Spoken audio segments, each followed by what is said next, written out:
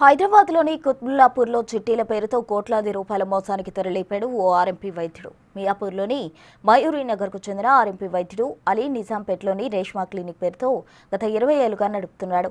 Side business చిట్టీల వ్యాపారం మొదలెట్టి అటు క్లినిక్ ఇటు చిట్టీల వ్యాపారం కొనసాగించాడు. కస్టమర్లు అధికంగా రావడంతో కొన్నేళ్లలోనే 50 లక్షలు, 30 లక్షలు, 20 లక్షల చిట్టీలు నిర్వహించారు.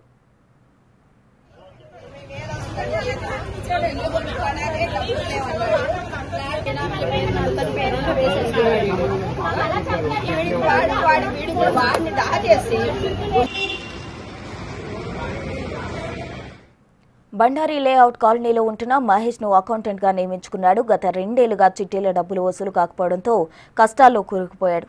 దీంతో అలీపై ఒత్తిడి పెరిగింది. ఈ నెల 8న క్లినిక్ లో సూసైడ్ కు యత్నించాడు. ఆసుపత్రికి తరలించడంతో ప్రాణాలతో బయటపడ్డాడు. అలీ భార్య ఫిర్యాదు మేరకు ఈ రోజు పోలీసులు కేసు నమోదు చేశారు.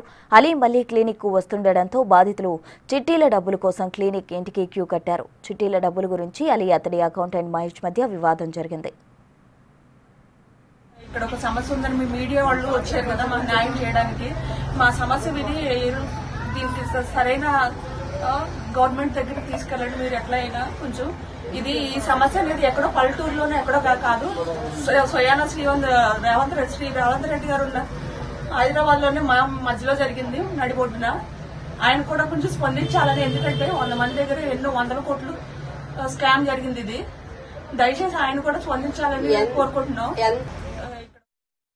మహేష్ తాను ఆత్మహత్య చేసుకుంటానంటూ ఓ సూసైడ్ నోట్ను ఇంట్లో వదిలి బయటకు వెళ్లాడు. మహేష్ భార్య ఫిర్యాదు మేరకు పోలీసులు మిస్సింగ్ కేసు నమోదు చేశారు.